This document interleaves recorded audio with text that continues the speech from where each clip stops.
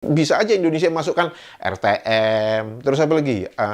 KLCC, gitu bisa aja kalau mau dimasukkan. Tapi itu apa? KLIA, bisa aja kan? Tapi Indonesia nggak melakukan itu. Nah, kenapa kok kalian melakukan itu? Emang di negara kalian ada Kodam gitu? Komando Daerah Militer? Nggak ada. Terus apa kalian masukkan? Oh, supaya kalau orang Indonesia ngomong kami tahu. Ya udah, kalian masukkan aja semua bahasa yang ada di dunia ini supaya kalian tahu. Sekali lagi, yang kalian buat ini bukan kamus, ensiklopedia.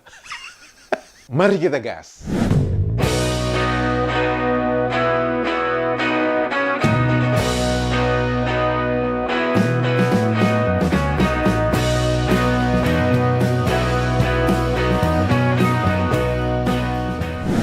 Halo, apa kabar semuanya teman-teman? Semoga kita semua dalam keadaan sehat walafiat. Amin ya robbal alamin.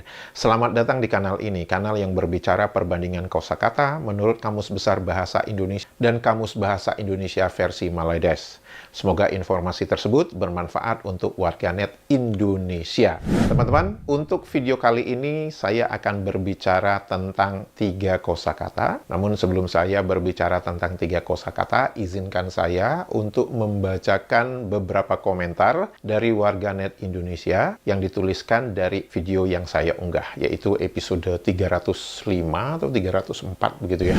Dari Mas Jawara Mukti. Senjatanya keris, bajunya batik, musiknya gamelan, kendaraannya kapal jung, tapi mengaku terpaling Melayu. Malaysia sudah membuat malu orang Melayu asli. Semua diakui, Mas. Semua diklaim. Dari Abah. Kata mempromosikan juga tentu saja meniru cara Indonesia. Karena kalau menggunakan cara mereka pasti bingung mau seperti apa. Mempromosikan, itu bahasa Indonesia, dari kata to promote dalam bahasa Inggris, atau promoting. Karena kalau promotion bukan kata kerja, masa ia jadi mempromotionkan, atau mempromotkan, atau mempromotingkan. Ya, akhirnya ambil cara Indonesia memang yang paling tepat.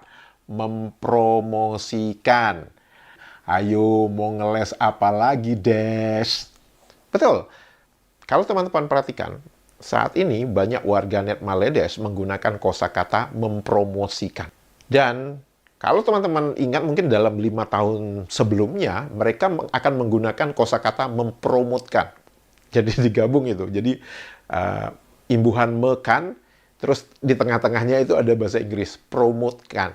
Jadi mempromotkan. Jadi maksudnya to promote gitu ya.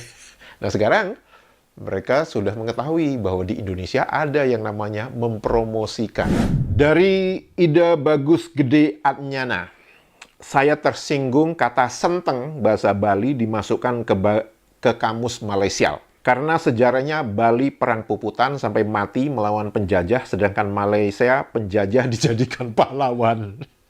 Betul. Nah, ini dari Yakti Suputri. Aku sebagai orang Bali, mohon maaf, saya mau bilang, cara bilang pada kata senteng, atau senteng, saya mengucapkannya tuh senteng ya di video sebelumnya, itu seperti kita bilang sederhana. Senteng itu artinya kain selendang. Semoga membantu untuk cara pengucapan yang betul. Terima kasih Mbak Yakti Suputri. Nah ini juga mungkin sebagai masukan ya untuk Kamus Besar Bahasa Indonesia, bahwa pengucapan kosakata E-nya itu memang harus dijelaskan. Kalau teman-teman lihat ya, ketika kosakata senteng atau senteng itu dituliskan, itu tidak diberikan tanda ya di huruf E-nya, itu nggak diberikan apakah ini diucapkan E-taling atau E-pepet gitu ya, itu tidak dituliskan begitu. Jadi saya yang mempunyai latar belakang Minang, ketika melihat bahwa ada kosakata senteng, itu di Minang memang kita mengucapkannya senteng. Kalau jadi kayak misalkan ada kain yang agak pendek begitu, itu disebutnya senteng. Dan karena penulisannya di dalam Kamus Besar Bahasa Indonesia tidak menuliskan E-nya itu bagaimana, akhirnya saya berasumsi pengucapannya itu sama dengan di bahasa Minang. Nah, terima kasih kepada Mbak Yakti Suputri yang telah mengkoreksi saya. Ya, sekali lagi terima kasih. Dan masukan-masukan seperti ini yang memang saya harapkan dari komentar teman-teman ya. Jadi kita bisa saling belajar, bisa saling menghargai bahwa penulisannya sama, huruf yang digunakan sama, pengucapannya berbeda. Kalau senteng di dalam bahasa Minang jadi senteng itu dalam bahasa Bali. Ya, sekali lagi terima kasih Mbak Yakti Suputri. Nah, ini komentar menarik nih dari Urashino. Tebakan saya sih sederhana saja, hal tersebut merupakan upaya untuk klaim aturan C untuk bahasa mereka. Saya masih ingat sekitar 3 tahun silam ketika Bro Sabri, maksudnya ini mantan Perdana Menteri Malaysia itu, mau mengajukan bahasa Melayu, ternyata yang dimaksud bahasa Indonesia, menjadi bahasa kedua ASEAN, kanal-kanal kontra narasi kita mulai bermunculan dan bisa ditebak apa narasi mereka yang berkembang. Ya, betul. Bahasa Indonesia cuma bahasa Inggris yang diberi akhiran C. Logika orang normal sih kalau berani bicara seperti itu, aturan tersebut tidak ada dalam bahasanya. Belakangan, narasi mereka pun berubah seperti yang katanya dosen katakan. Sama je dalam bahasa Melayu pun pakai C. Atau seperti komentar yang ada di dalam video ini. Kenapa mereka ingin klaim akhiran C dalam bahasa mereka?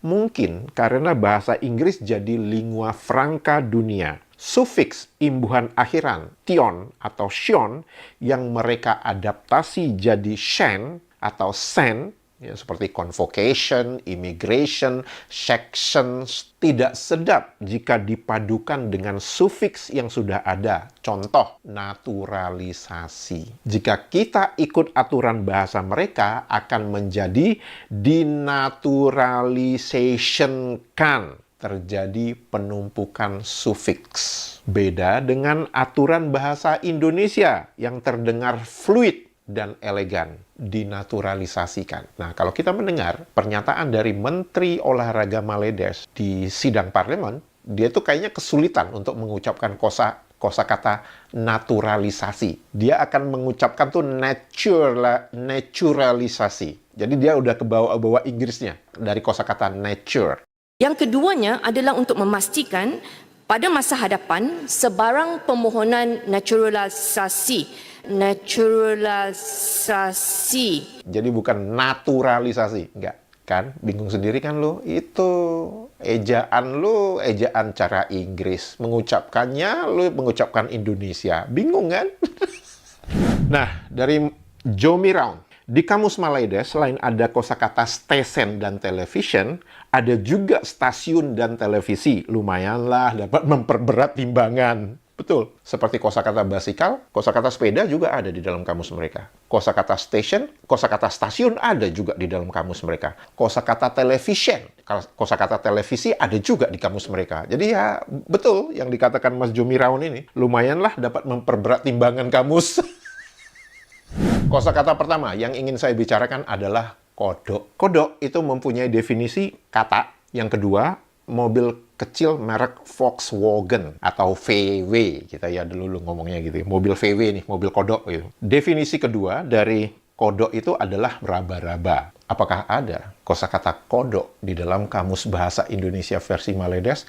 Ada dong. Dan didefinisikan sebagai apa? Pertama, sejenis kata puru, kangkung. Hah? Maksudnya? Kodok itu kangkung gitu maksudnya? Kodok itu sayuran, kangkung gitu? Oh my God. Definisi kedua, kodok dua. Itu adalah cucur, goreng, kuih. Hah? Kodok itu gorengan maksudnya? Jadi kayak goreng pisang, berarti kodok pisang dong. Goreng ubi, kodok ubi dong. Ini kayaknya mereka bingung dengan bahasa Minang. Karena di dalam bahasa Minang itu memang ada namanya kodok pisang, kodok ubi. Itu memang ada, gorengan maksudnya. Tapi itu bukan bahasa yang digunakan secara umum di Indonesia. Nah, mereka ini bingung ya.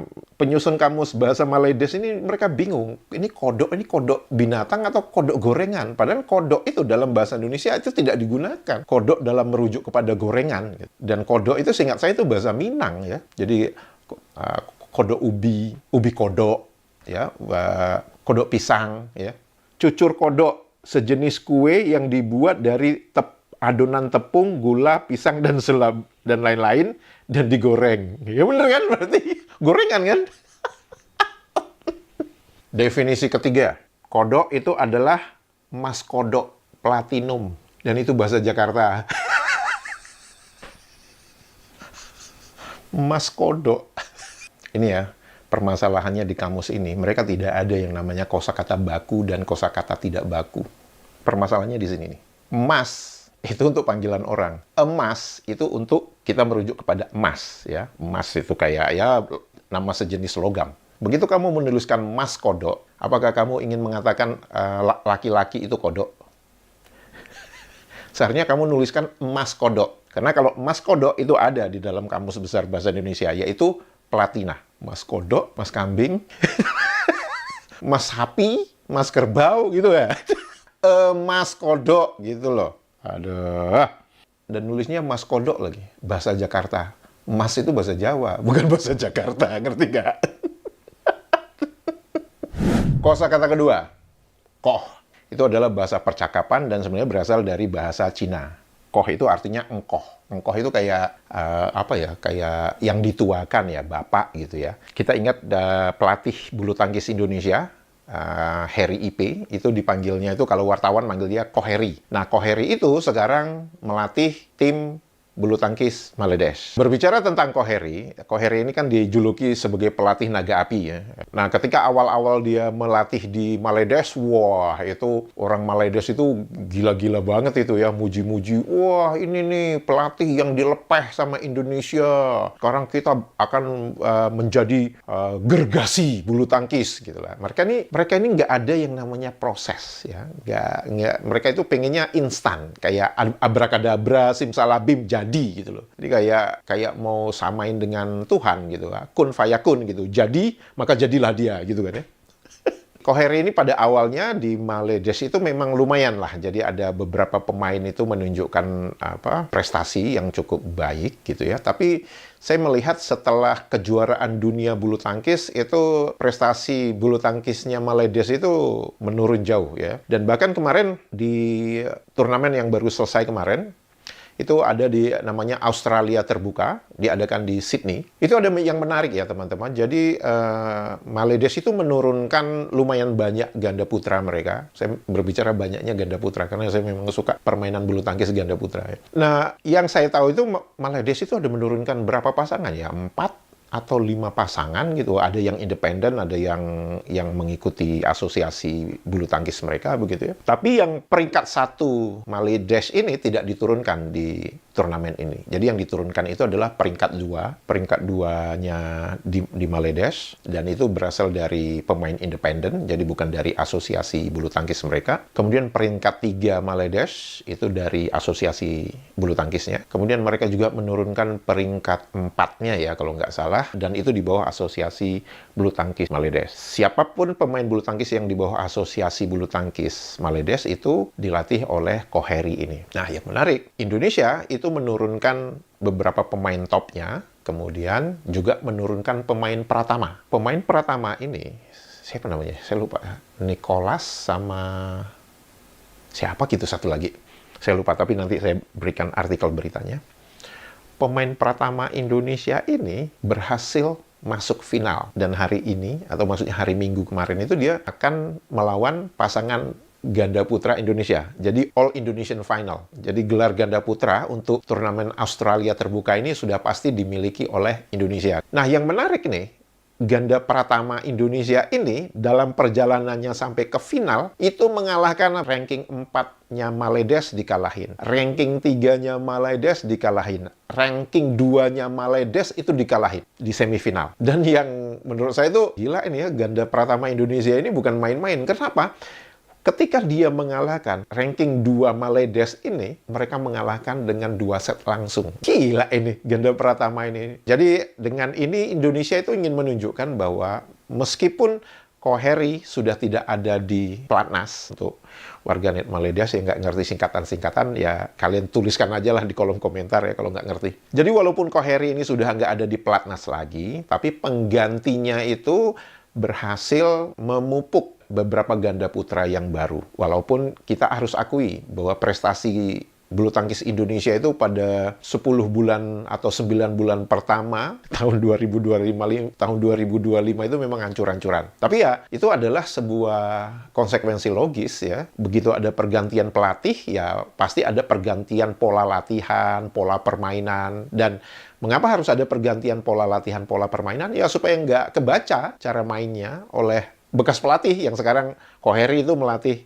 Maledes. Tentu saja pelatih yang baru Indonesia tidak ingin menerapkan strategi atau taktik main seperti apa yang diterapkan oleh Koheri waktu melatih di Indonesia. Sebab kalau itu kan Koheri pasti udah punya antidotnya gitu kan, udah punya antitesisnya. Ini kalau mereka bermain cara sini, ya gue tahu dong, karena gue tahu jeruannya kayak apa gitu ya. Dan selain All Indonesian Final untuk ganda putra di Australia terbuka, dan juga ada All Indonesian Women's Double Final. Jadi ganda putrinya juga empat-empatnya Indonesia. Itu berbicara tentang Koheri ya, agak ngelantur dikit. Jadi engkoh atau koh itu lebih kepada orang yang dituakan atau kayak mungkin memanggil bapak atau yang orang dituakan lah ya. Dan kepada teman-teman yang terutama yang warga negara Indonesia yang Cindo, tolong ditulis di kolom komentar itu maksudnya definisi koh atau engkoh itu apa, jadi supaya kita bisa saling belajar ya. Untuk itu saya mengucapkan terima kasih. Apakah ada kosakata koh di dalam Kamus Bahasa Indonesia versi Maledes? Ada dong, dan itu dituliskan bahasa dari Kelantan, bahasa kasar, dan itu didefinisikan mati. Jadi bayangin nih, pemain bulu tangkis Maledes memanggil Koheri di Maledes ketika latihan, koh, apa, lu ngarepin gue mati? Gitu kan. Nah ini menarik lagi teman-teman, bukankah di Maledes ini banyak orang Cina? Mengapa kok nggak diambil tuh definisi koh sebagai engkoh itu di dalam kamus mereka? Mengapa kok yang justru diambil yang dari bahasa Kelantan yang mempunyai definisi mati? Mengapa tidak dituliskan aja koh ini bahasa Kelantan, koh ini juga bahasa Cina? Kenapa? Alergi ya dengan bahasa Cina, sehingga karena itu kalian tidak mau memasukkan kosakata itu dengan merujuk kepada bahasa Cina. Nah, kosakata ketiga, kodam. Maksudnya ini bukan kodam yang jin itu ya. Kodam itu maksudnya Komando Daerah Militer. Jadi kodam itu adalah singkatan. Jadi kodam itu bukan berarti mewakili provinsi. Jadi kadang-kadang bisa aja dua provinsi itu dipegang oleh satu kodam. Ya, dulu saya ingat tuh Kodam Bukit Barisan. Jadi Kodam Bukit Barisan itu meliputi Aceh dengan Sumatera Utara kalau nggak salah ya. Jadi satu kodam itu bukan berarti mewakili satu provinsi. Apakah ada kosakata kodam di dalam Kamus Bahasa Indonesia versi Maledes? Ada dong. Pertanyaannya, ngapain lu masukkan singkatan kosakata kodam itu di dalam kamus kalian? Di Kamus Besar Bahasa Indonesia nggak ada tuh RTM, Radio Television Malaysia. Nggak ada. Kenapa kok kalian masukkan singkatan kodam itu di dalam kamus kalian? Untuk menambah jumlah kosakata, untuk menambah tebal halaman, untuk menambah berat kamus kalian. Apa sih pentingnya memasukkan singkatan kodam di dalam Kamus Bahasa Indonesia versi Maledes? Apa? Kepentingannya tuh apa? Kalau Indonesia mau goblok kayak kalian, bisa aja Indonesia masukkan RTM, terus apa lagi? KLCC, gitu bisa aja kalau mau dimasukkan. Tapi itu apa? KLIA, bisa aja kan? Tapi Indonesia nggak melakukan itu. Nah, kenapa kok kalian melakukan itu? Emang di negara kalian ada kodam gitu? Komando Daerah Militer? Nggak ada. Terus apa kalian masukkan? Oh, supaya kalau orang Indonesia ngomong kami tahu. Ya udah, kalian masukkan aja semua bahasa yang ada di dunia ini supaya kalian tahu. Sekali lagi, yang kalian buat ini bukan kamus, ensiklopedia. Teman-teman, jika video ini informatif dan membuat hari-hari Anda menjadi riang gembira, jangan lupa jempolnya dan komentarnya. Untuk itu saya mengucapkan terima kasih. Menyala Indonesia, dadah! Nah, Indonesia kata bahasa Indonesia. Nah, kan, kami bertutur bahasa Indonesia, Pak. Mana ada bahasa Indonesia? Mana ada bahasa Indonesia? Mana ada bahasa Indonesia?